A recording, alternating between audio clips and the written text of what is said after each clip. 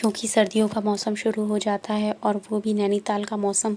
सुमित अपने दोस्तों के साथ एक होटल में रुका और वो भी कमरा नंबर 201 में। लेकिन उसे बिल्कुल भी नहीं पता था कि ये कमरा नहीं बल्कि एक भूतिया कमरा है, क्योंकि इसमें जो भी रहता है उसकी मौत हो जाती है।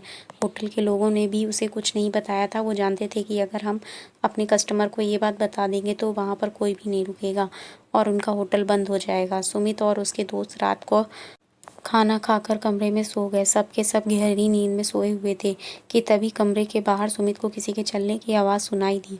उसे लगा कि शायद कोई वेटर किसी रूम को सर्विस देने के लिए जा रहा होगा। उसने घड़ी में टाइम देखा तो रात के 1:45 थे। सुमित ने सोचा, भला कोई इतनी रात को कोई खाने का ऑर्डर देता है क्या।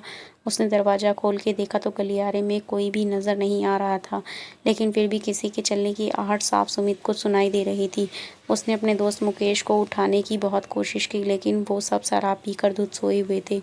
कोई भी नहीं उठ रहा था। सुमित ने अब होटल उस आवाज़ को ढूंढना शुरू कर दिया। वो उस आवाज़ के पीछे चल रहा था, लेकिन उसे कोई भी नज़र नहीं आ रहा था कि तभी सुमित को किसी के चिल्लाने की आवाज़ सुनाई दी।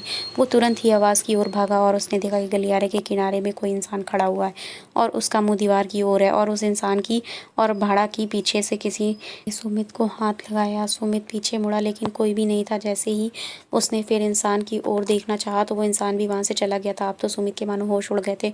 उसे कुछ भी समझ नहीं आ रहा था कि वो अब क्या कर सकता है कि तभी एक वेटर दिखाई दिया।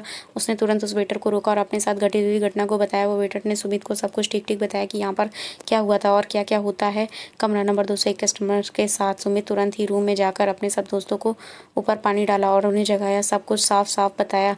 तभी उसने और उसके सभी दोस्तों ने रात में ही होटल को छोड़ने का फैसला लिया। इस तरह से उसने अपनी जान बचाई थी। यह एक सच्ची कहानी है होटल के कमरा नंबर 201 की। अगर आपको भी ऐसा लगता है कि ऐसा आपके साथ भी कभी कुछ हुआ है तो आप हमें बताएं और लिखकर आप हमें भेज सकते हैं।